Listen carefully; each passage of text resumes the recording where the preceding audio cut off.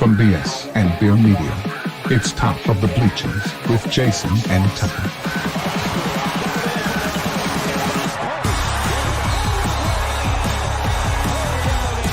Handoff, Smith coming right, trying to outrun the coverage, makes a cut, gets it. Oh, he's still going. He's going to score. He's got the five. Let's see what the guys are talking about today. Yo, welcome into the Top of the Bleachers, Cinco de Mayo. Yeah, happy Cinco de Mayo. Happy holidays for those that celebrate. This is a big day for me. I'm a quarter Mexican. So. I am too. I just went to the food truck. Yeah. We're actually having Mexican tonight. Turns out Cinco de Mayo not really celebrated by the Mexican culture as much as the American culture. Oh, I thought we were down there. We got trapped down there one time trying to unload on Cinco de Mayo, and we couldn't find anybody to unload us. A lot of people say that it's their Independence Day, but that's actually September 16th. Cinco de Mayo was just like one battle that they won, and somehow Americans turned it into a party. These folks were off work that day. That's all I know. If you remember when we would load up down there in McAllen, man, they were off work pretty much all the time. That's true too. Most of the time you just pull in there and swap trailers and leave. You know what I mean? If you had to go get loaded somewhere. Oh man, that was it. It'd be 4 hours to get loaded, and then you take it to the truck stop and weigh it, and have to take it back because they either overloaded or they didn't put it in the right spot. That was another 4 hours. You could waste a whole shift in McAllen, Texas. You could. Laredo as well. Those places. Laredo too, yeah. I don't miss having to go there. I will tell you that. But anyway, good weekend of sports, man. Did you happen to watch the Kentucky Derby? I watched the replay of the Kentucky Derby. I was watching the Hogs play basketball or baseball. Baseball, and I totally forgot about the Kentucky Derby, and then I was flipping through X during one of the commercial breaks, and it was like the Kentucky Derby. I was like, oh crap, I missed it. So I went and looked it up, and I watched the wrong race to begin with. Like I watched like a Kentucky Derby from like 10 years ago that was freaking awesome. I was pumped up. It happened like 10 years ago. And then I finally found the one of this year's, and it was almost just as exciting, man. It was, dude. I said, okay, Kentucky's on. I looked at my phone. It said comes post in 10 minutes. Yeah. I said, okay. I was doing something else, farting around, and I flipped over to it, and boom, the gates open and out the thing started. Like, I mean, you couldn't time it more perfect. It was just like boom, the gates open and the race was on, you know. And the guy doing the call, man, he did an excellent job, man. He made it. It's like a good call in basketball or football or something, you know. There's sometimes really good calls, you know what I mean? This guy did a great job. By the end of the race, I was in it. Yeah, Sovereignty with the win. Yeah. Did you bet on it? And by any chance, did you bet on it? No, I didn't bet on it. No. Yeah, a good call can really make or break a play, man. It's especially if you're listening on the radio. Like I feel like Bubba Carpenter and Phil Ellis do a really good job during the baseball games. Like especially when we hit a home run, Phil really gets into it, man. I feel like probably the best commentator as far as like really getting you invested and really knowing how to get you excited was probably Jim Ross. Jim Ross could get you pumped up during a match, and especially when it was the Rattlesnake or Triple H, and he was like, I remember him going off on Triple. You son of a, you're nothing but a dirty. Yeah, Jim Ross had some really good calls, man. But I think he's still calling matches. I saw him on some ad the other day, and he was calling the matches. So he's still. But commentator goes a long way. You remember back in the day when Boomer and you had like Dan Patrick and Keith Olbermann and them doing Sports Center, and they could, I mean, you were just watching like home run after home run, but they could make it interesting and make you laugh. Boomer was great. Like, I still love his like fastest 3 minutes or whatever he does during whoop. Yeah. Whoop. Rumbling, bumbling, stumbling. Yeah. Well, the Derby, 2 minutes and 2 seconds. Yeah. $3.1 million. Yeah. 2 minutes and how long? 2 what? 2 minutes and 2 seconds, it says. Yeah. And they started the pre-show at 3:00 in the afternoon. Yeah. I know. That's why I was waiting. I timed it perfectly. For 2 minutes and 20 seconds. Journalism came in second, 1 million. Yeah. Get 1 million per second. Beza, is that how they said it? I can't remember how they said it. Beza, 500,000 for third place. Final Gambit, 250 for fourth place, and Owen Almighty, 150 for fifth place. That's the real money is going to be made studying those 5 horses out. Definitely.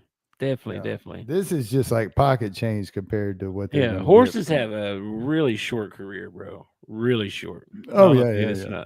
Like, so the next one is the Preakness. So when does it run? Is it running? It's pretty quick. It's like within a week. It might be Mother's Day. I didn't see the date on that. Let me see here. I'm on some kind of weird thing here. When is the oh wow, I'm in all caps too. That's really, I'm yelling at Google. Every year I watch the Kentucky Derby. Before the Kentucky Derby starts, I always think, oh man, that'd be really cool to go there and see all that history and watch the horses run. And then they show a shot like overhead, and there's like 100,000 people there, and they're elbow to elbow, and everybody's dressed to the nines, and they got their big hats on. And I'm like, no, I'm not really interested in that. I would like to go to Churchill Downs, but I'll go to some little race. I don't need to go to the Kentucky Derby. You know what I mean? Saturday, May 17th. So 2 weeks. 2 weeks. Okay. And then the Belmont's the third stretch, right? I believe so. Yep. Because it's the longest race.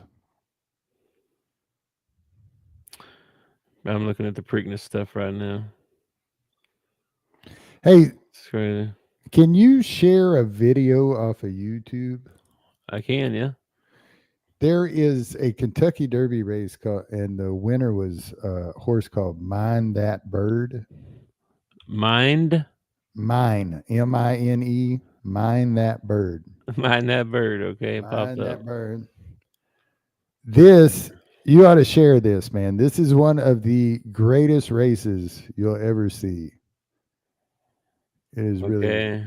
You got to get the race, though. We don't need all the Yeah, let me see here. Let me see. This one's 3 minutes or something long here. Let me make sure. Let me see what's going on here. Well, you need to fast forward it till the race starts and then pop it up there. It's amazing. Okay. And it was kind of reminiscent of this year. It was real. It's real muddy. Okay, here we go. Let me see if I can share this. It's a couple minutes long, 3 minutes long or something like that. By the way, this is the race that I messed up, and this is the first race I watched right here. All right, here we go. You want the call? Yeah. Got to throw the call up there, man. And has some early speed on the inside. Here's Regal Ransom with some speed as well. Beneath the Twin Spires the first time. Regal Ransom and joining the dance will vibe. Pioneer the Nile is right up there. All right, you see the horse at the very back that's behind everybody? Fifth on the outside. 5 to 6 Reason Fire in among horses is now 7. No way. Musket Man is 8th. You just keep watching, is 9th on the outside. Guy in the back. This guy in the very back. Back down on the rail. That is Atomic Rain. Running in the 11th position, 2 lengths back. 50 to 1 General Quarters shot. Is now 12th. Nowhere to hide. Is 13th on the outside. West side, Bernie is now down toward the rail. And then on the outside, at the back of the pack, beginning to move up now, is Hold Me Back. Advice is also right there toward the back of the pack, along with Chocolate Candy, Summerbird. Advice, the last of them all is Mr. Hot Start. So down the back stretch run, Oyvind be well behind the rest of them, is Mind That Bird. So down the back stretch run and joining the dance.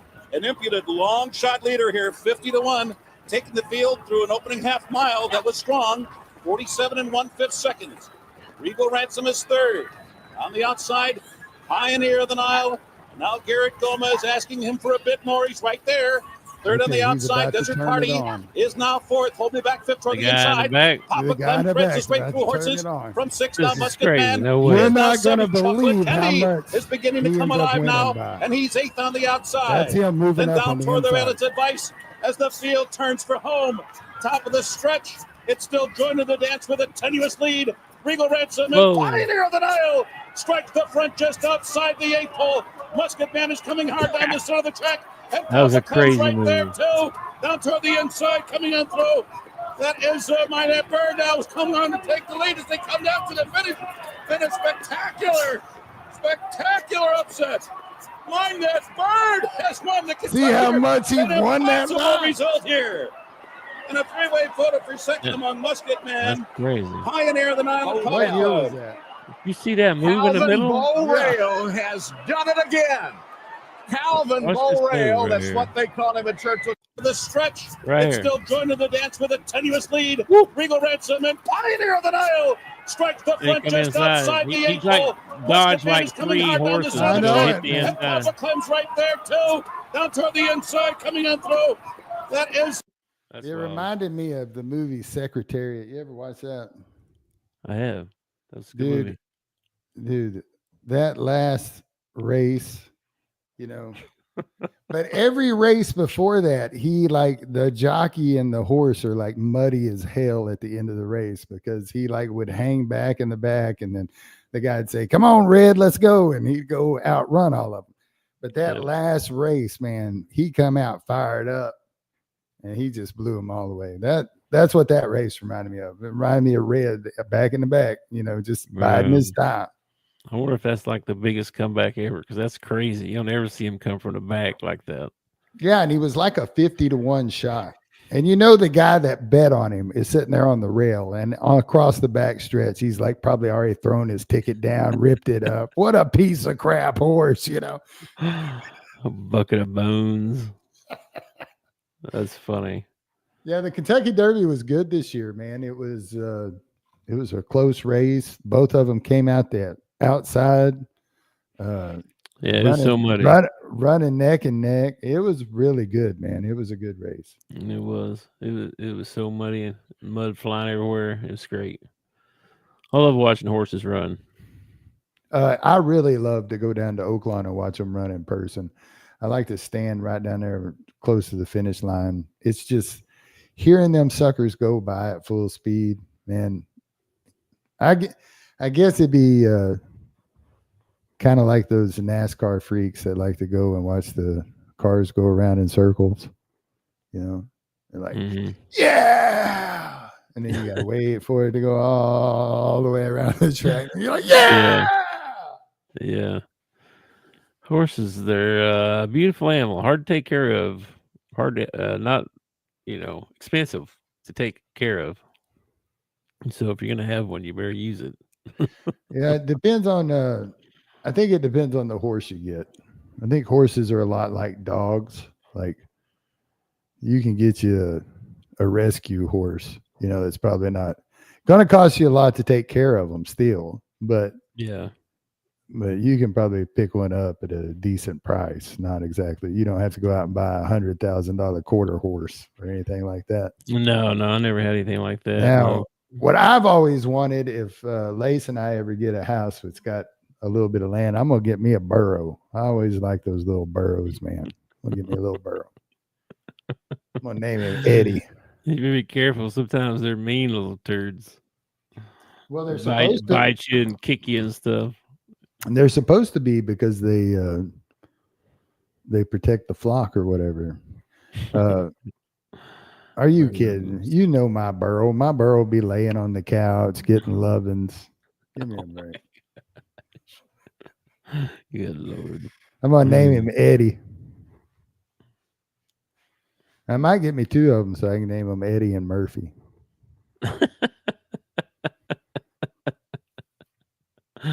Oh my gosh, you crazy! I thought he was gonna name Eddie because of the run from Eddie or running with sprints with Eddie. That's what. No, because of Donkey off Shrek, man. Eddie Murphy was Donkey on Shrek. I always have a method to my madness. I gotcha. Let's see what else. We had a lot of basketball. I don't know if you watched any of that. With some NBA stuff going on. I watched a lot of NBA. I did. I watched a lot of NBA. Watched a little bit of college baseball. Even watched some college softball. Yeah, you see, Arkansas is ranked number 1 in one of the polls. Let's not get ahead of ourselves. Yeah, I know. I'm just thinking back. I can't believe Oklahoma's not like they swept Arkansas earlier in the year at Arkansas. Well, they've run into a few hiccups their last couple of series and stuff. So sounds like it. They're kind of having Oklahoma's kind of having the same kind of season that the Arkansas men's baseball team is having. Like, they're going to be there in the end, but their road to get there is not going to be like, immaculate or whatever. Yeah. So you did watch a lot of basketball? I did. I watched a lot of basketball, more than I like to admit, because there's no other sports on right now.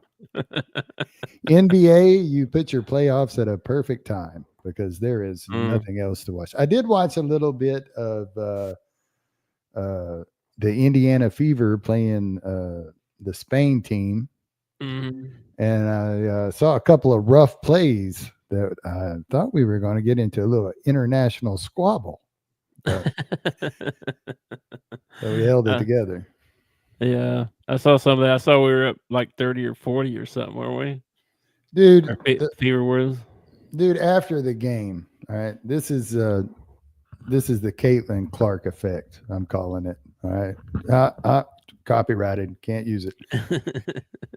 Caitlin Clark effect.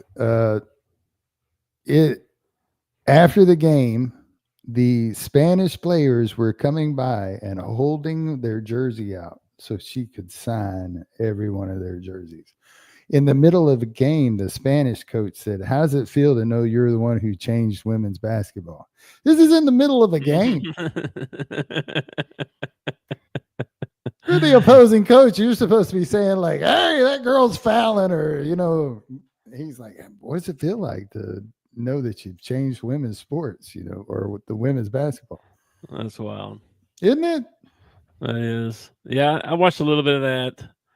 I was in and out. I spent a lot of day at the sale barn on Saturday. I went out to the farm Friday night, spent the night. Which were you doing? Were you selling or buying? We were looking to buy, but everything was a little bit more than what we wanted. I saw two cows go for about $14,000. Wow. One a piece. Wow. Yeah. So I was like, can't get that one this time.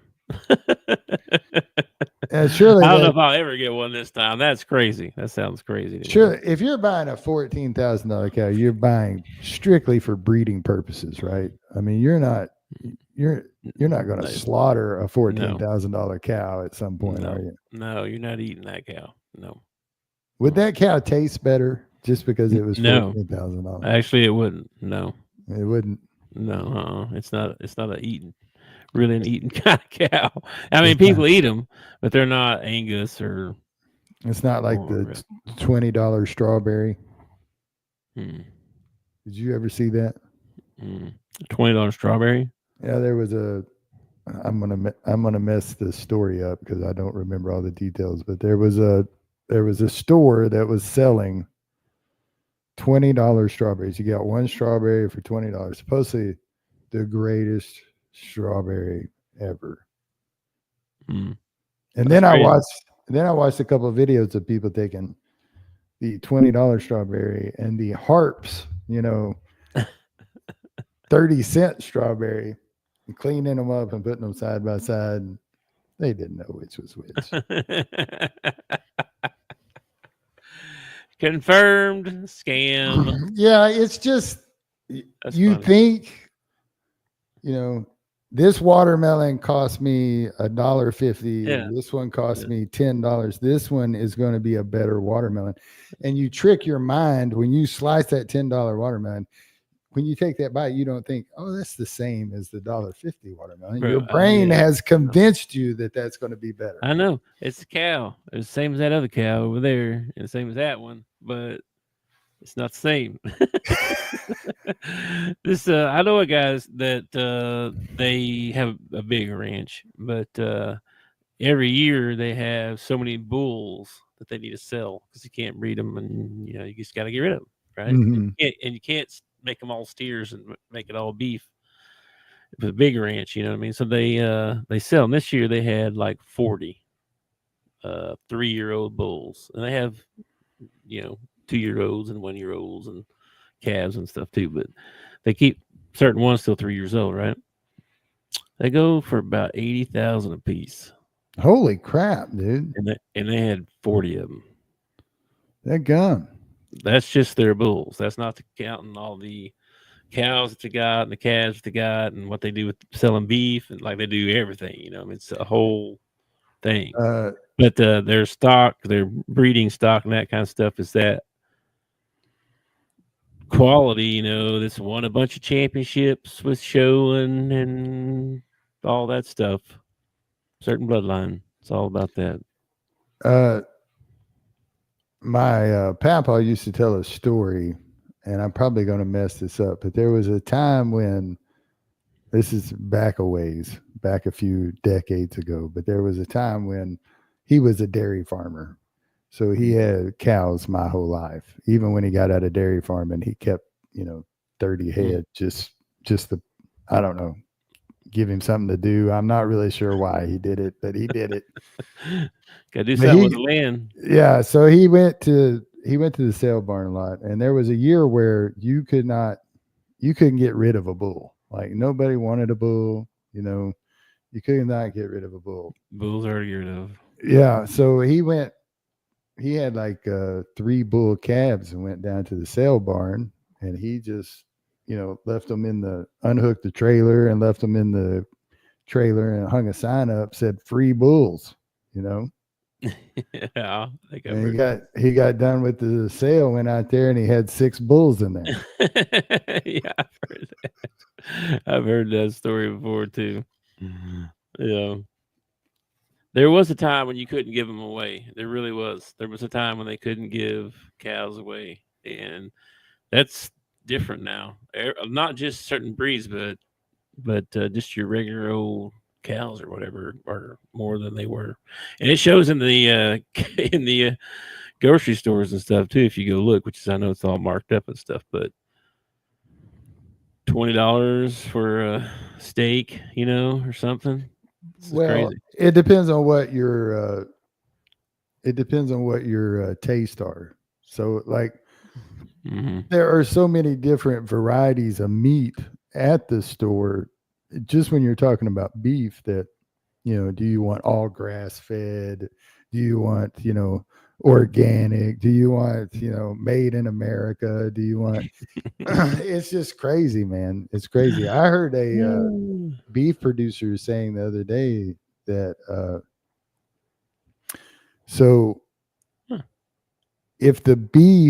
if any part of the process of the beef coming from overseas is done in America, then they can stamp American made on their product. So if they ship all their beef over here, but they package it or they box it here in America before they send it to the grocery store, then they can stamp made in America on it.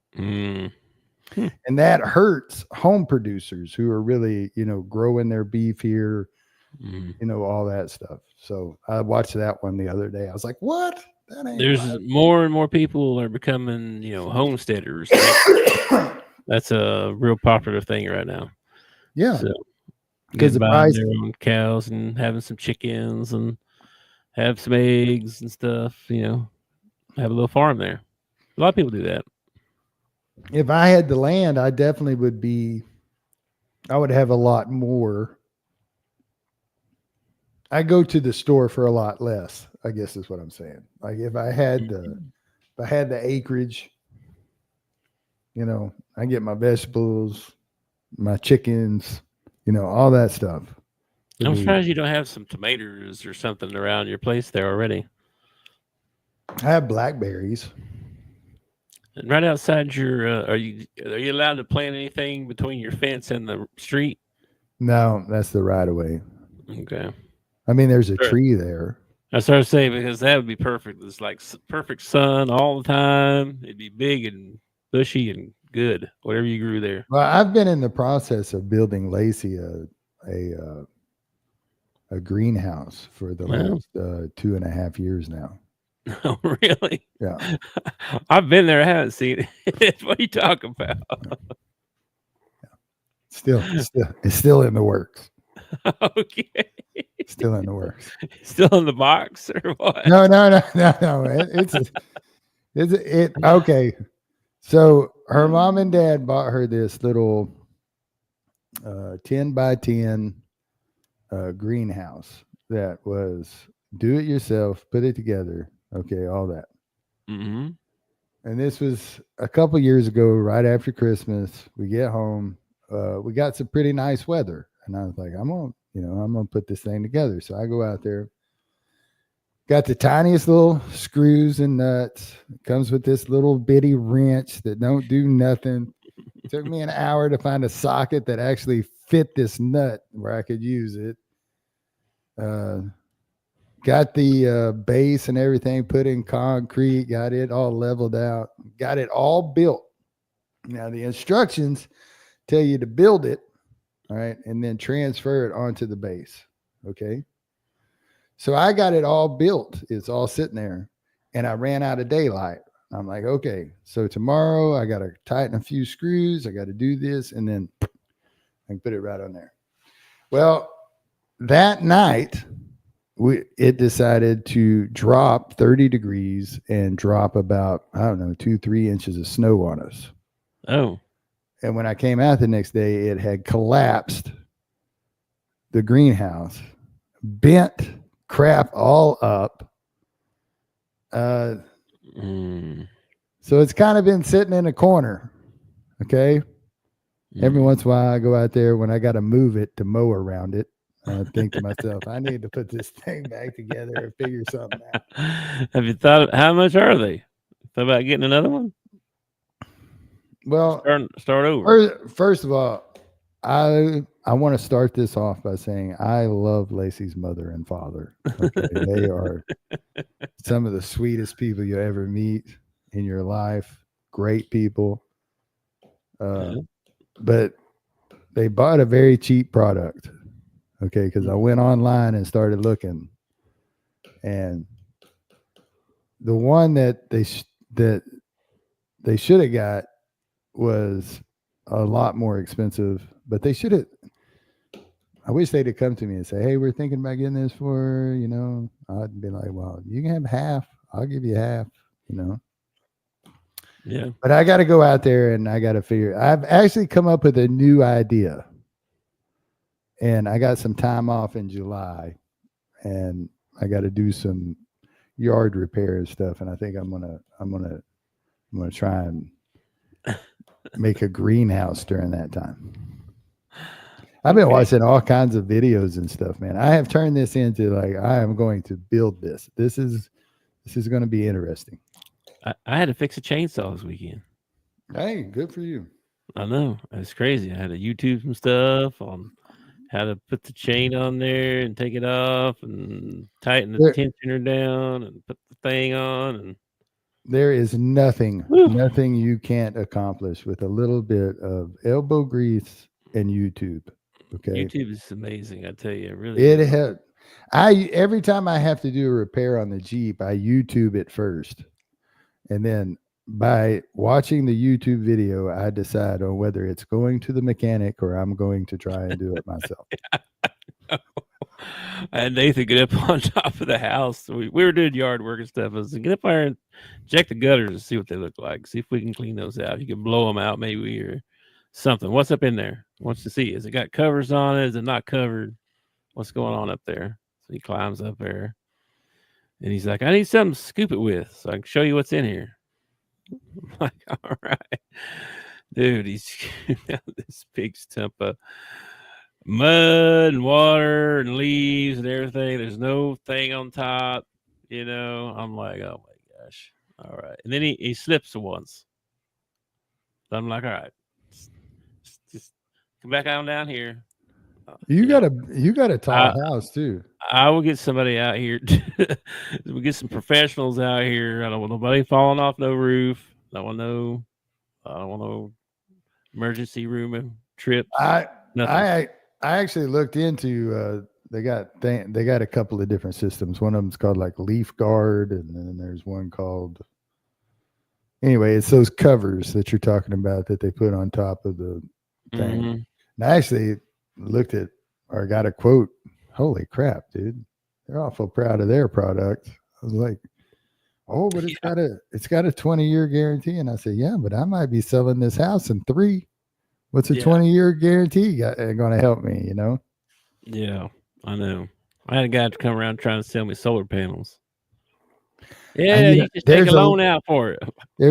So I got to look at these leaf guards, right? Like what they are. Yeah. There's a little part of me that's like Clyde Guthrie in my head. I'm like, I think I could make that. I think I could clip that out of some chicken wire and I can just run it down in there and nobody if I braid some chicken wire and yeah. Oh my gosh. No, don't do that. That never works out. I think I could. I really do. It's funny. Anyway, we got out and did some yard work, mowed the yard, brought down some limbs and stuff from all the storms and stuff that came through. Dude, it like shredded the leaves off the trees. So there's just little pieces of leaves everywhere. Not like leaves fell off trees. Like it just tore them up, threw them everywhere like confetti. So I had to get the blower out and blow all the porches off and driveway and stuff. It was quite the. Do you live in the city limits? Yeah. Okay. Are y'all allowed to burn in the city limits?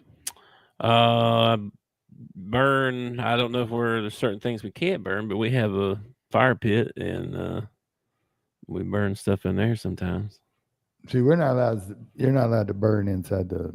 I mean, I have a fire pit that we do like small things like gatherings or whatever around. Yeah, I don't know how they feel about a bonfire. I don't know. I don't think that'd probably go over well. Or if I had some big barrel in the back that I was burning oil and.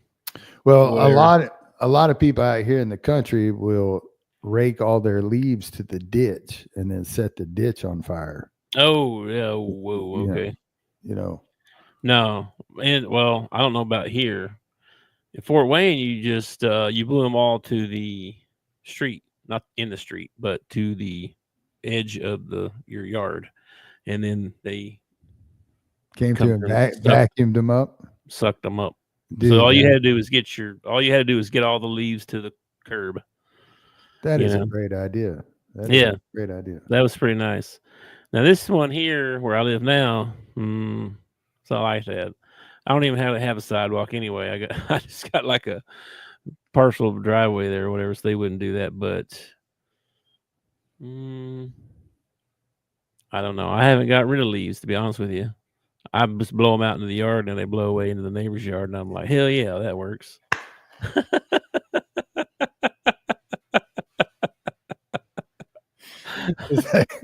It's like when I lived at Pathstone, I got fire ants in the yard. You can't kill fire ants, man. You don't kill fire ants. You just drive them off, and you drive them off to your neighbor's yard. That's where you drive them, and then your neighbor has to drive them off to the other neighbor's yard, and so on and so on. I don't know, like out there just blowing them into his yard, like, there you go, your problem now. I totally see that. That's not what I did, though. No, just I blow them off the porch out into the yard, so they'll blow on down into somebody else's yard. Yeah. I saw a clip on X the other day where the guy was like, I think I might have told you about it. He's like, his neighbor mowed his yard. He's my neighbor mowed his yard. It's like, now I got to get out there and mow my yard. It's true, man. It's like, man, you hear a lawnmower fire up somewhere 3 streets over, and you're like, somebody's mowing their yard. Yesterday we got home from church, and I needed to weed eat the front yard, and Lacey said she was going to mow it. I was like, okay. So I got out there and I was weed eating. The guy behind me is having a barbecue. Like, I guess they're celebrating Mother's Day early. So like his whole family showed up, and they're like in the back, barbecuing, and I'm out there weeding. I was like, man, he must hate me. My dog's barking at the fence because there's people in the backyard. Next time, call me and complain about how the neighbor is not out mowing his yard or weed eating nothing. Yeah, really. Well, the people that lived there before them didn't. They didn't mow the yard. They didn't weed eat. They didn't. Lots of neighbors like that too. Not now, but I used to. Yeah, that sucks. That sucks. Yeah, really. They would let it go way long. Well, I have an HOA, so if you let it go too long, you get a notice. We had one too, and then you get fined. I'm sure they were getting all kinds of notices. And then if you don't pay your fine, this is the craziest thing I've ever heard. They send you a certified letter. This is also if you don't pay your homeowner association dues. Mm-hmm. They send you a certified letter that says that they are going to put a lien on your house. Really?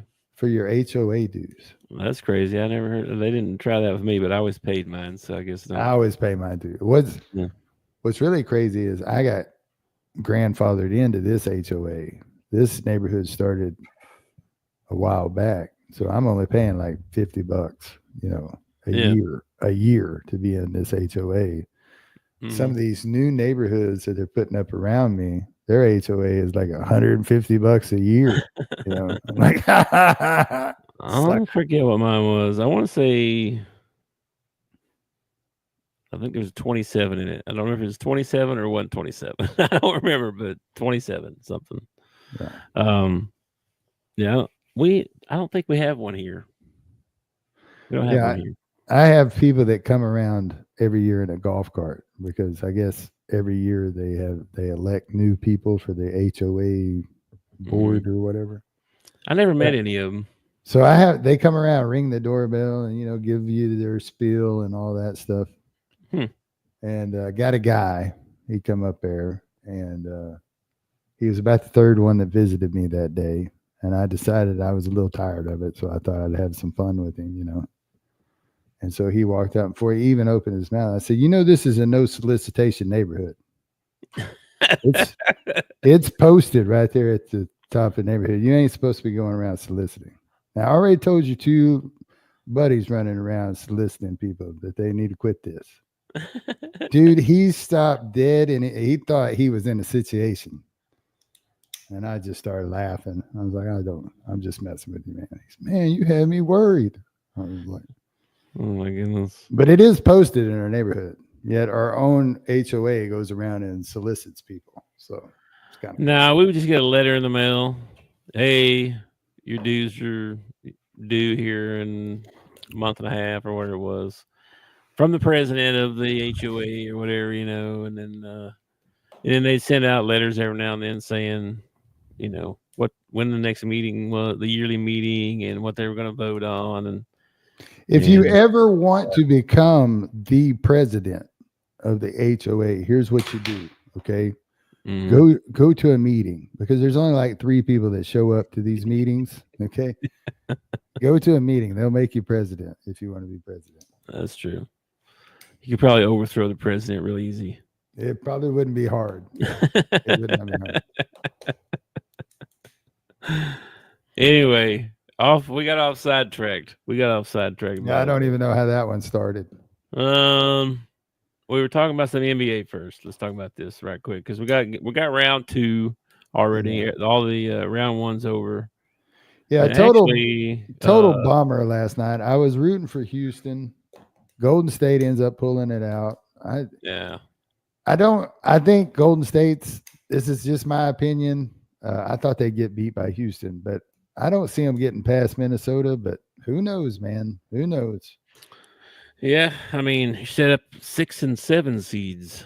You know what I mean? And is there and Buddy went wild from threes. I mean, he's not going to shoot like that every game too. So I mean, I don't know. We'll see. Well, I heard Steven Adams do an interview, and he made it like he kind of put it in layman terms. Everybody talks about, oh, this guy, really shows up for the playoffs, or where did this guy come from? He had an amazing game. Well, a lot of it comes from the defensive scheme. If you're sending 2 people after Steph Curry, you just need one of those guys to step up and hit shots. And one of the reasons that he might be performing now and he doesn't perform during the season is because they don't blitz Steph Curry during the season. You get into the postseason, everybody's blitzing him and running 2 people at him and all that. You don't get that during the season. So Steph gets his shots up. So Buddy Hield doesn't get his shots up. Well, I don't know. Whatever it was, he was hitting them. So he couldn't miss, bro. I think the most disappointing player in that Houston series for Golden State was Moses Moody. That guy could not buy a bucket.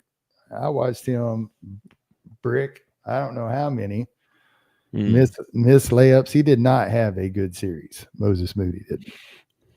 Let's see what the box score was. Let's see. Moody. Oh, yeah. 0 for 5. Yeah. 0 for 3 from 3. And it was like the whole series, which is unlike him. He has been dialed in most of the year. So it was really surprising. That Amen Thompson kid is good, man. Man, he is good. And he is really good. I don't know. I was really disappointed. I wanted Houston to win. I like that Jalen kid. I like that Thompson kid. Yeah, I like Thompson. He's good. I don't like Brooks though. So I hope they trade him off. Yeah. Hopefully. If they do trade him off, you know where he's going. Orlando. He's going to Orlando. Speaking of Orlando, guess who was at the Arkansas Texas game the other day? A guy by the name of Anthony Black. Saw him, and he looks so much different with braids. Like he's from Texas. Yeah. He went to school at Arkansas, though. I know. It's not funny. Not really. It's good that he came back. You don't see that very often, especially after the playoffs just ended a couple of days ago for him. Dude, I'm just surprised. Why would he? I'm just surprised he came back. To be honest. First of all, okay, if I'm any former Razorback, Corliss Williamson, Todd Day, Lee Mayberry, I don't care. Joe Johnson. Name a former Razorback who people really love. Darren McFadden. Dude, in my off season, I'm hanging out up on the hill, man. Everybody loves me. I probably don't have to pay for anything. I can get into any venue I want. I'm going to spend my time up there on the hill. That's what I'm going to do. Well, he looked like he was there with some folks. I don't know. His friend, and I don't know who else was there. Anyway, I thought it was cool. Let me go back here for a second. Who else was there? Was another game 7, wasn't there? Denver. Yeah. Clippers in 7. Yeah, Danny, you seem to know a little bit about the NBA. Do you? I think James Harden might be a cancer. Pretty sure of that, to be honest with you.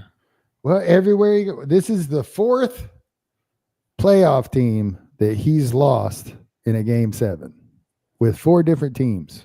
Okay. 4 different teams. Yeah. And it's not like he hadn't had good players around him. Everywhere he's went, he's had like all-stars around him. I just don't get it.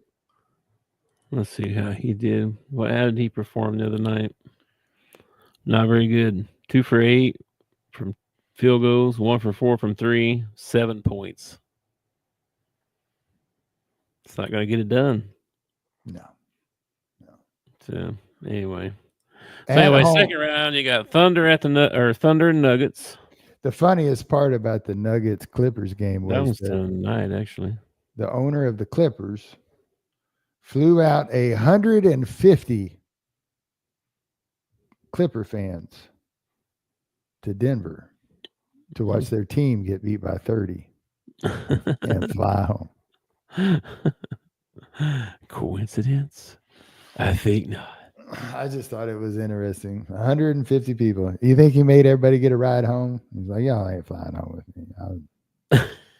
Y'all bad luck. Catch a cab. Oh no. Anyway, now they got to play the Nuggets and the Thunder. Got to play. That's game 1 is tonight. And then you got the Timberwolves and the Warriors, which is tomorrow night, and that's your West bracket. And then Pacers already beat the Cavs game 1. Beat them pretty convincingly too, man. I mean, it was the score. It was decently close with about 3 minutes left, but Pacers, man, every time Cavs come up, hit a shot, Pacers would answer. I'm not a big Cavaliers fan. I'm not a big Pacers fan. I'm kind of rooting for the Cavs because I picked them out of the East. But at the same time, I don't know. It's always fun to watch an underdog win. You know what I mean? Yeah. When somebody's not supposed to win and they do, it's always fun to watch that. So I found myself kind of rooting for Indiana toward the end of the ball game. I'm like, come on, get one, you know. But gotcha. And then the other one is Knicks Celtics, which Celtics are my pick to win it again. I think the Celtics get by in this round. I think they beat the Knicks. I don't know, man. I don't know. Cavs are playing really good basketball. It's really hard to repeat. I just definitely is. And there have been games this year where I felt like, and it was regular season games, I get that, but there have been games this year where it kind of looks like the Celtics were coasting, you know, kind of just like it wasn't time to shine, man. Yeah, but there have been teams that have done that in the past, and then when it's time to shine, they can't turn it on. It's true. I don't think this is one of them. I don't know. We'll see. So you got Celts and you got Cavs coming out of the East. Can the Thunder actually make a run? I think they can, dude. The number 2 and number 3 seeds already been knocked out. Yeah. Yep. I think Thunder might be their year. I'm taking the Thunder out of the West and the Cavs out of the East. And I think that would probably be the best finals game. I think that those two teams match up well. They like to get up and down the court. I think it would be a really fun basketball game to watch. I'm sure that the NBA home office is hoping for like New York Knicks or Boston Celtics. They probably, who's left in they probably want Golden State because it's a big market. Denver's kind of a big market, but not really. It's kind of like Dallas. I'd say Boston, New York. Yeah, Boston, New York. That's probably. I think Boston Thunder would be that'd be a good matchup. Good games. I think the Thunder are probably the best team in the NBA right now. If they can, they're so young. If they can keep it together all the way through, I really do believe they've got what it takes to win a championship. But they're just, the only thing working against them is their age. That's the only thing working against them. If it's been a couple years now, you know what I mean? Like, they should be ready. I think they're ready. They got the youngest team in the NBA. The youngest team. They've been together for a couple of years now. Oh, they play great together. I'm just saying playoff experience and all that stuff, it does matter. It does come into play. Also, if we're going to talk about the NBA, I think we need to take a moment and say thank you, Coach Popovich, for 29 years. I'm sorry to see him go. Yeah. I would have liked to have seen him go out on better terms. You know, he had that stroke, and I would have much rather that he went out on top than the way that he went out. But you can't take away from 29 years in one organization is ridiculous. Absolutely ridiculous, man. Did you see this press conference today or yesterday, wherever it was, with Duncan and Ginobili or there? Man, he looked shaky. Yeah, they had to help him with his jacket off, but that's the way. Yeah, that's the way strokes are, though. I got a friend at post office that had a stroke while he was out on the route, and it took him, 9-10 months to recover fully. And even after he came back to the post office, he said it was another 2 or 3 months after that before he really felt like himself, and his balance and his motor skills he felt like were really all caught up with him. Wow. So it takes a lot out. It messes with your brain. You got to you got to reteach yourself stuff that, Yeah, it's crazy. Hope I don't ever have to go through anything like that, hopefully. Well, the man is what? He's got to be in his 70s, right? Yeah. So, I mean. Still, feel bad for the guy, Oh, yeah. So, and then before we get out of here, we got some college baseball stuff going on. How about them Hogs? Can I do this just one time? Okay. You can. All even right. though they're number one again. This right here. All right. Got swept. I know it. They're number one. You believe that? Well, because LSU didn't do what they were supposed to do. If LSU would have done what they were supposed to do, we would have played number one last week, and we'd be playing number one this week. But LSU ended up crapping the bed against A&M. That's absurd. And so Texas, well, it's only because of their overall record. I mean, let me see here. I did not see a number one team out there on the field. I saw base running mistakes. I saw fielding mistakes. I saw guys that, well, I'm sorry, but our pitchers dominated them all 3 ball games. I just did not see a number one team in the Texas Longhorns. Yeah, so Florida kicks the crap out of South Carolina 3-0. Mississippi State beats Kentucky 3-0. A&M beat LSU 2-1. Yeah. Auburn beat Tennessee 2-1. Oh, fighting at the fence. About to get in trouble. Georgia swept Missouri. Oklahoma beat Ole Miss 2-1. Florida sweeps South Carolina, and Vanderbilt beats Alabama 2-1. So there's your series, SEC series. So a few months back, you asked me if I could get one baseball jersey. I could go to Hog Heaven. I could get me one baseball jersey for free. What baseball jersey am I picking? You asked me that question. Okay. Do you have one that you would pick? Right now? Off of this team or like all time? No, off this team. Off this team?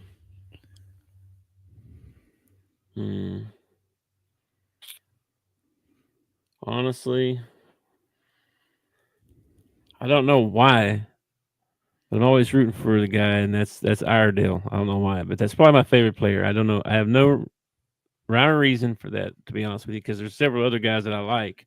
Well, but I like the Loy brothers. Like if you did a lineup at a police station and you put the whole Razorback team up there, okay, and you told whoever was doing the lineup, you said one of these guys plays baseball.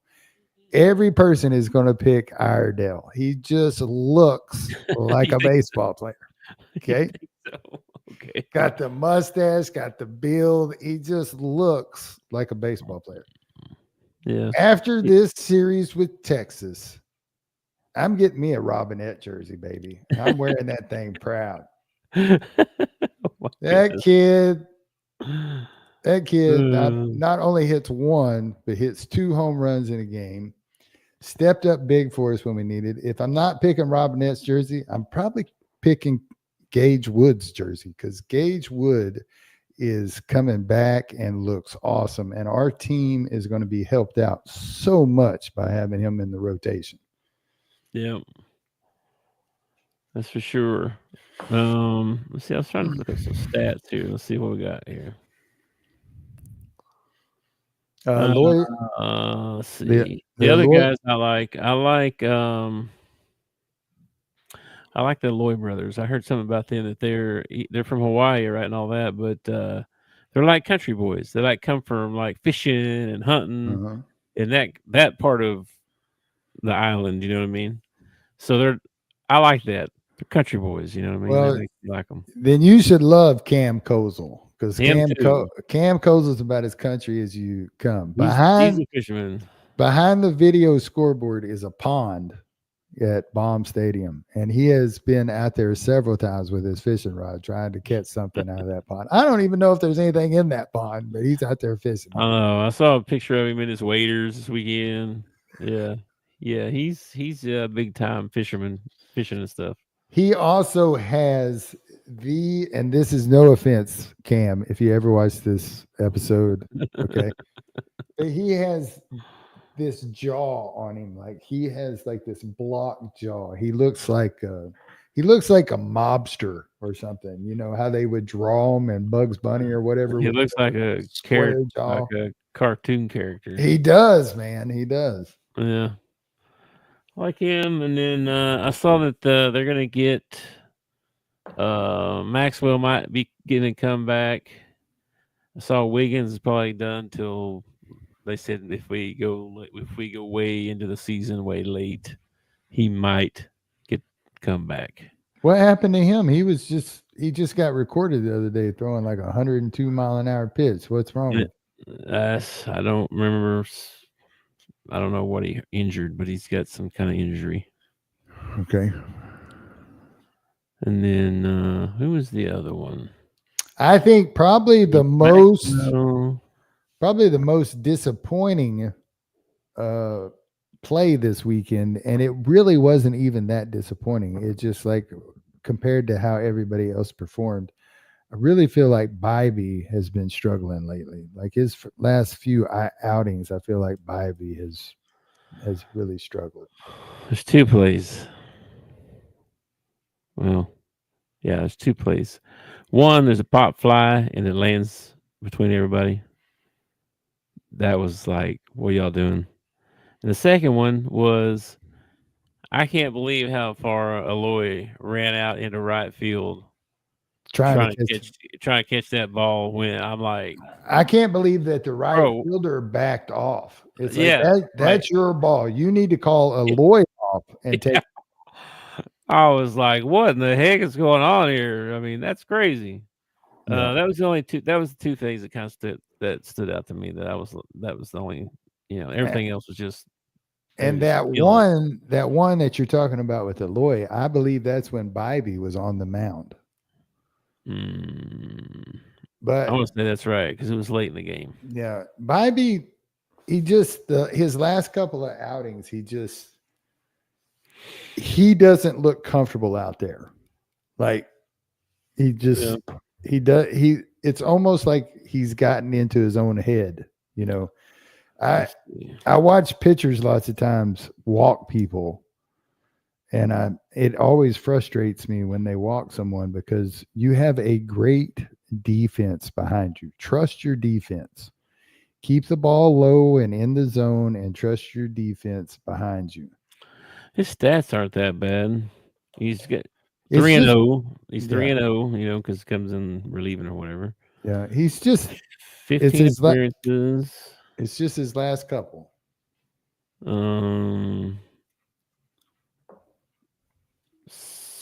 Giving up 16 runs, 38 strikeouts. That's like top 4 or 5 on the team. He was kicking butt. Root's killing everybody in strikeouts. Holy mackerel. Dude, Root is so good, man. He's up him and 40. Who's the other kid? Fouch. And Fouch. Dude, both of them, when they pitch, it doesn't even look like they're throwing that hard. it looks like they're just messing around in the backyard or something. Yeah. Root and Fouch are both like, when they let it go, it doesn't look like they threw it that hard. And that sucker, 98, 96, 95. Yeah, Root's got 92 strikeouts. The next guy is Gackle with 57. Now, one of those games against Texas, we were getting a lot of good calls on the outside of the plate, to the point where I was like, oh, this is almost unfair where he's put the strike zone at. Unfair. I think Texas thought that too. They had their worst offensive outputting all year. They were horrible. Yeah. The bat under 200, I think I saw. I remember at one point they only had one run through like 18 innings or something crazy like that. I thought we were going to see one of them get ejected. He kind of had words with the ump, and I thought he was going to get ejected. It was a good series, man. It had all that stuff that makes it a good rivalry, You know what's crazy about this team? There's only four. Well, okay, that's just fielders. Never mind, that's not pitching. Okay, out of our fielding, right? We only have 4 seniors. Okay. Who is it? Diggs, who doesn't really play. He does. He's been knocked out of a spot by Frank or Thomas Jr. I want to call him Frank Thomas, but that's not right. Thomas. Justin. Yeah, Justin. Thomas Jr. is like Diggs 3.0. It's like exactly what we wanted from Diggs, but Diggs didn't do it. But we're getting it from Thomas Jr. Yeah. And I feel bad for Diggs because he had a really good year. I think it might have been his freshman year. He had a really good year, and then he has not produced since then. Yeah. So I mean, so he didn't really play much, right? No, it won't affect us much next year. Who's the other? Rocco Pepe. Okay, all right. Not going to really affect us. What about our catcher? Is our catcher a senior? The other senior, no, Helfrich's like a sophomore. Okay. Logan Maxwell. Okay. That's that kind of hurts a little bit. He's good. I like him. Yeah. And Carson Bowles, who had a really good series against Texas. He did. Stepped up and played really well for us. Why are you a Robinette fan all of a sudden? He came out of nowhere. Dude, those 2 home runs were so huge, man. They were just so huge. And it's like so he steps up to the plate and hits his first home run of the season against Texas, gives us the lead. And then the next time up, because that particular game, wait, was it that one? Was it the third one or was it the 9-run one? I can't remember. But the next time that he gets up, man, he just hit his first home run. Boom, hits another one. And it was monstrous. It was like 400-something feet, man. I like the kid, man. He was playing first base for us, doing a good job at first base. I'd like to keep him in. And that's the problem with getting hurt on the Razorbacks. Like,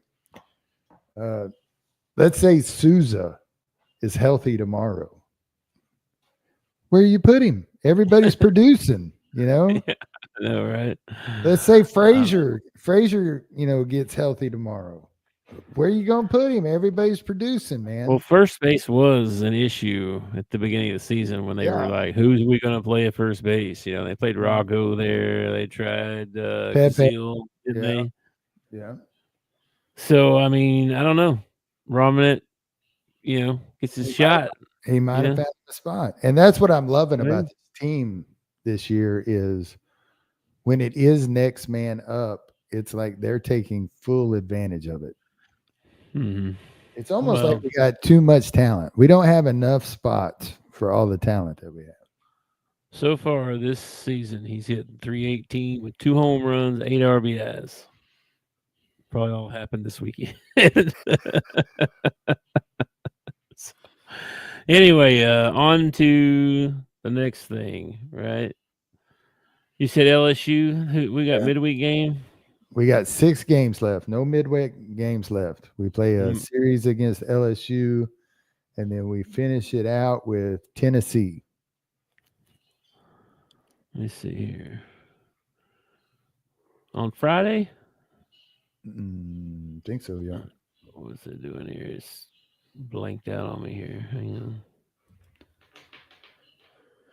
on. SEC schedules. Oh, won't let me skip ahead. That's weird. Well, I got it right here on my handy dandy Sarkican. All the SEC games? Yeah. Let's see. May 9th, 6:30, we play number 3 LSU. So the 9th, 10th, and 11th, we have LSU, and then we finish out the season the 15th, 16th, and 17th with Tennessee. We have to go to Baton Rouge, but Tennessee's got to come to us. Yeah, I know. Who's the other games this week as well as asking? What's the other series? No, I don't know. Give me 2 I was trying to get to a thing here, and it's not working the way I want it to here for some reason.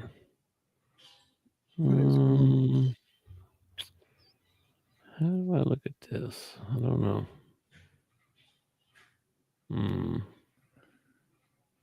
Let's see. What are we looking for? May what?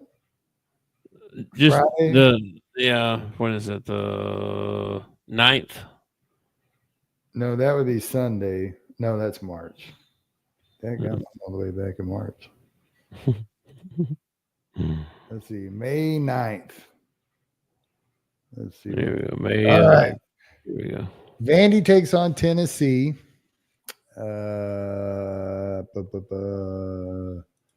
Looking for other. Oklahoma and Kentucky play each other. There you go. I got it. Georgia and Alabama play each other. South Carolina and Auburn play each other.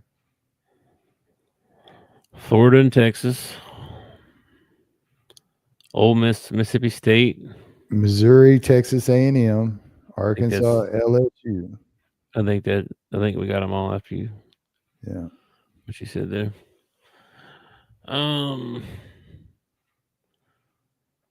So Ole Miss 24, Auburn's 8, Vanderbilt 11, Tennessee 15.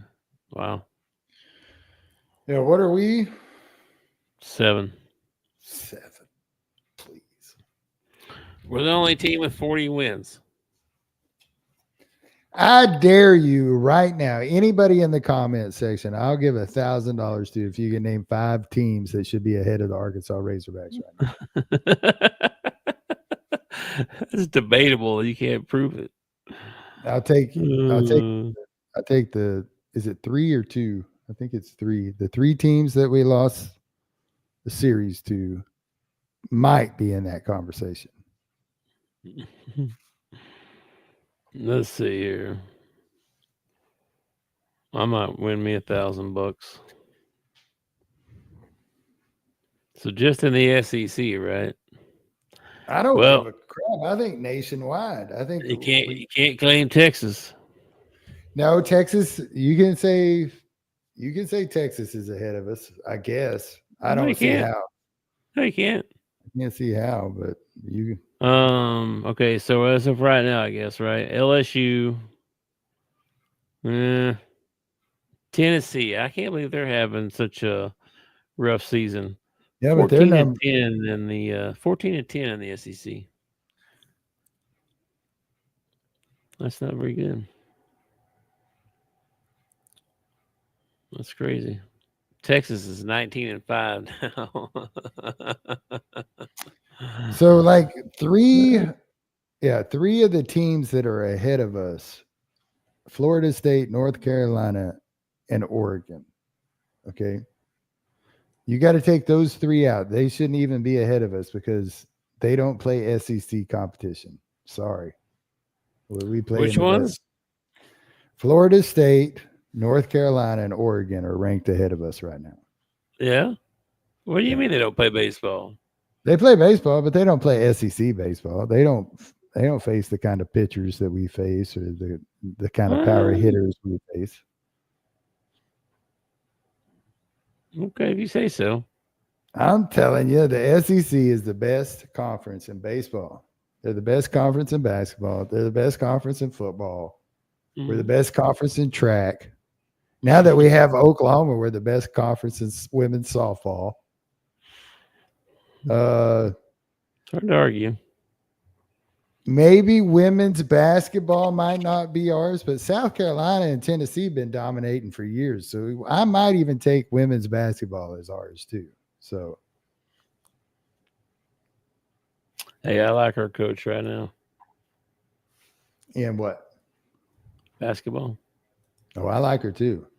I like her a lot.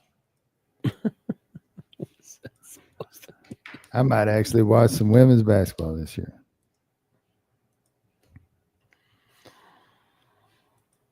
What are you shaking your head about? I was agreeing with you.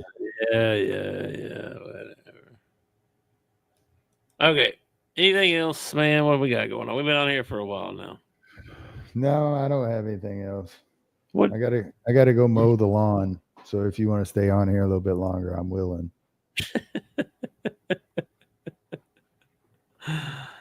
I don't know. The Knicks Celtics game's on tonight. I might try and catch that. I don't know. Is that a late game?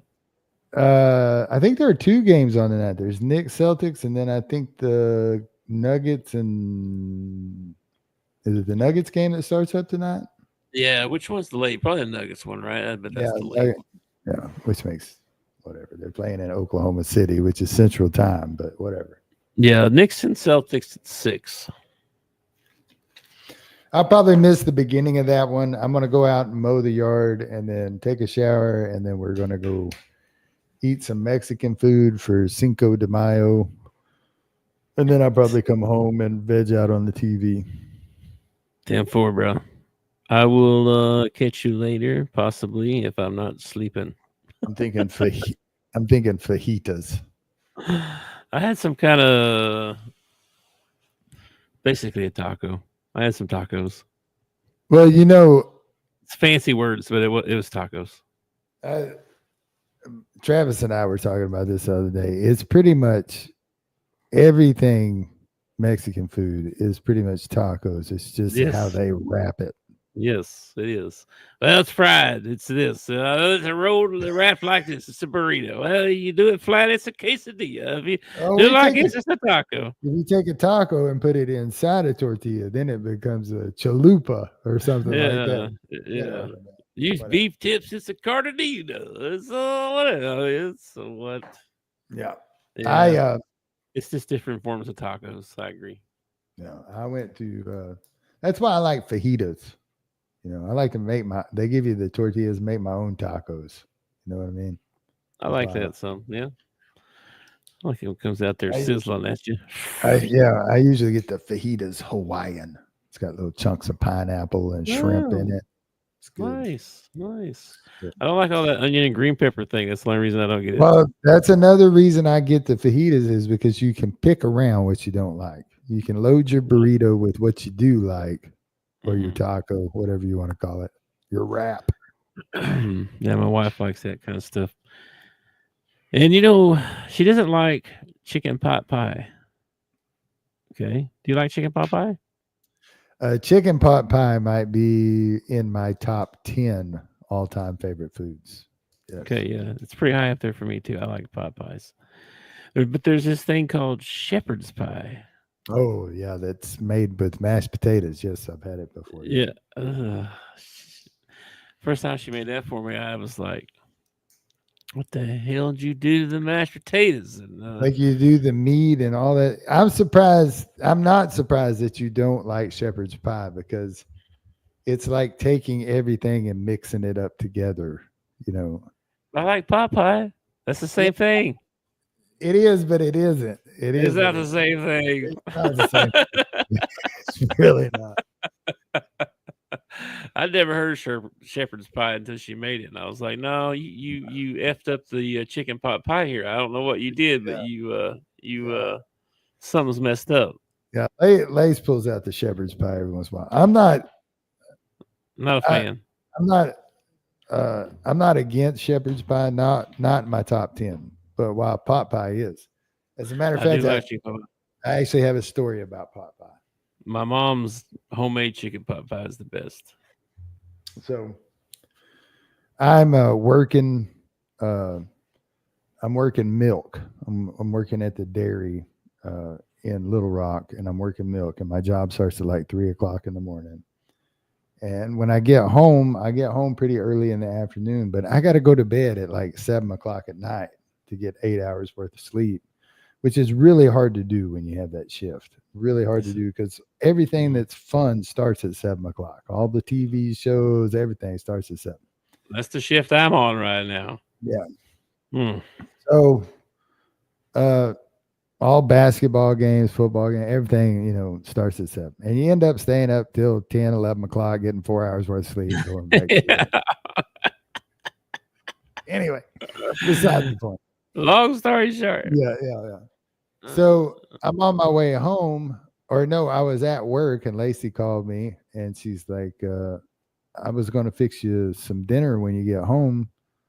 Do you like pot pie? I was like, oh, I love pot pie. Well, the pot pies I grew up on, they were from Swanson or Banquet. Either one was fine. And you threw them in the oven, and then when you come out, you dump them over, and there's your pot pie. And so I got home, and there's a couple of pot pies already on the plate. I break them open, salt them up, sit down. We're watching TV, and I'm just munching away. And I made some comment about, no, I didn't say anything.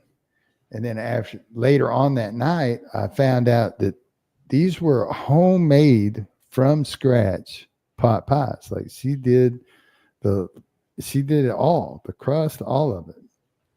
And I felt this big because I was like, I didn't make a big deal out of it. I didn't say thank you. I didn't, that was the best pot pie ever. I did not know that. I thought she had just went and got some pot pies at the store and threw them in the oven. I didn't. Yeah. So anyway, and then she would make one that was a family size one. And it was a pot pie, and she used biscuits across the top for the crust. Oh my gosh, that was so good. Yeah. But all that has gone out the window since she went gluten-free. No. I haven't seen a biscuit in I don't know how long, man.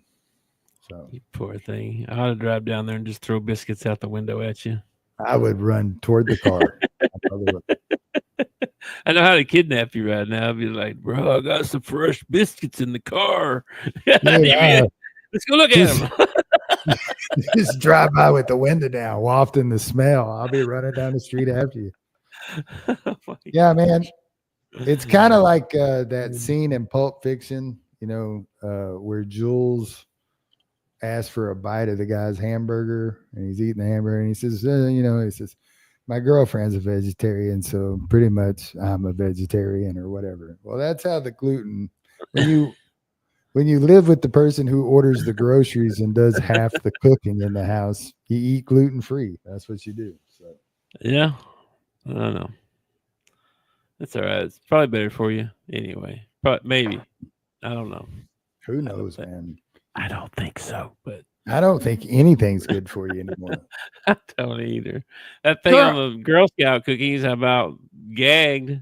Listen, I know that nobody watches us, but if you do happen to watch us, don't buy Girl Scout cookies anymore. Okay? Oh man, apparently those are got all kinds of bad stuff in it. They got like heavy metals in them, which is I'm not a big. I mean, I love Girl Scout cookies. Don't get me wrong. The few times I've had them, but I'm not a go out and find Girl Scout cookies every year. Like that's not.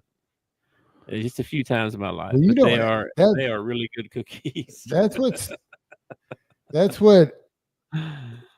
makes one of the things that makes Girl Scout cookies so good is that you don't have to go out hunting for them. They find you. Okay. Yeah, you're sitting at home and all of a sudden it's ding dong cookies at the front door. And you're like, I gotta buy some, I can't turn you away. How many boxes you got there? Let me just write you a check. Here you go. How many peanut butter ones you got in there? Okay, yeah. Let's see. Well, I've never eaten. I stopped buying Girl Scout cookies a while back because of the price of Girl Scout cookies has gotten ridiculous. Oh. Yeah, it's like $10 a box. I was unaware. Yes, it's ridiculous. I mean, you can buy two. I'm not lying, dude. You can go to the store and you can buy 2 family pack size of Oreos for the price of a single box of the small box of cookies from the Girl Scouts. I'm pretty sure. I'm looking it up right now because I want to verify this, but I'm pretty sure you can get Girl Scout cookies off of Amazon. Oh, you probably can, I imagine. You definitely can. Yes. Yeah. And how much are they? Caramel Delights, $14.50 for a box of Caramel Delights. Thin Mints are 15 buckaronos. $15 for a cookie that'll kill you. The peanut butter patty is $13.25. See, it's ridiculous, man. So I had stopped buying Girl Scout cookies years ago, and I don't do the whole guilt thing. Like, you can give me the sad eyes and all that stuff. That doesn't affect me. But let's see if it says then I watched the clip from the Joe Rogan show, and I'm like, not only are they expensive, but they'll kill you. I'm not interested in these things anymore. All this says is crispy vanilla cookies layered with peanut butter and covered with a chocolatey coating. That's all it says. Yeah. Come on, bro. Apparently they got some metal in there. Some well, the crazy part of the aluminum. The crazy part about the whole clip was the fact that it was 100% of the Girl Scout cookies that were tested came back with that stuff. Yeah, it wasn't like 70% or 50%. You know, there's a 50-50 shot you might get some metal or something like. It was 100% of the Girl Scout cookies that they actually tested. Yeah, I saw this thing yesterday about the approval ratings and stuff, like the president and stuff like that. This guy was like, "Oh, it's the worst approval rating of all time." The other guy, "It's the greatest approval rating of all time." And then come to find out, they only have polled 2,000 people. Yeah, that's all they ever do. And depending on 300 and something million people in this country, you're gonna ask 2,000. You may want to ask a few million more. I'm just saying, if you want the truth, you know. Here's the other thing they don't tell you, like some of the polls are left leaning. So out of the 2,000, and they'll even put it in you got to look for it, but they'll even put it in there.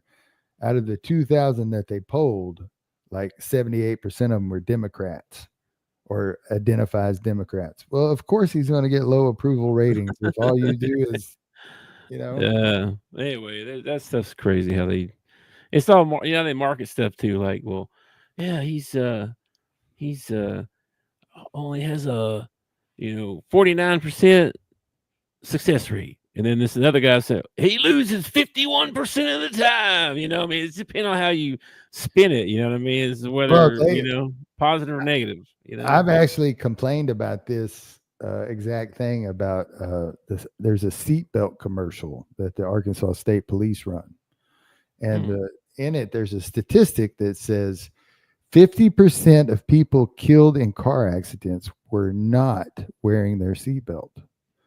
Well, I think that's a stupid stat to put out there, because what you're telling me is 50% of people that didn't wear their seatbelt survived the crash. 50% of the people wearing their seatbelt died anyway in the crash. That's what you're telling me. No, that's not what they said. 50%. Okay. 50% of people who die in car accidents were not wearing their seatbelt. Okay. Okay. He's not saying out of 100% of non-seatbelt wearing people, 50% of them die in car wrecks. No. He's saying out of the people that died in car wrecks, all of them, 50% of them were not wearing their seatbelt. So 50% of the people who died in the car wreck were wearing their seatbelt. Yeah, you can say that either way. You can spin that either way. Yeah, it's a stupid stat to put in a commercial. Like, it needs to be if you're going to put in a stat, it needs to be in the 70s or 80s or something like that. It needs to be something that, 80% of people who survive car wrecks are wearing their seatbelt. That is a good stat to put in there, Yeah. They trick you, man. They be like, 80% of people under the age of 30 survive car wrecks if you're wearing your seatbelt. Like, well, what about the guy that's 35? You start dying at some point. Like, what? Yeah, they get you with them numbers, man. It's a trick. It's all a trick. That's the thing about statistics. They can be, you can manipulate them to be in your favor. Which way you want them to go, you can absolutely to go in your favor. Yeah, like I was saying, it's 49%. Yeah, positive all the time. Yeah, he's 51% negative all the time. Yeah, it's like, come on, man. Yeah. All right, bro. Let's get out of here. I will catch you later in the Discord, possibly. Well, I am 100% sure I will be here tomorrow. So we will catch you tomorrow. I'll try to get into the Discord. I forget about it sometimes, but I'll try to get into the Discord and talk about the games tonight. All right, bro. I will catch you later. Go Hogs. Peace. Thanks for watching our show. Remember to subscribe for more shows on the network. Smash the like button, share, and comment.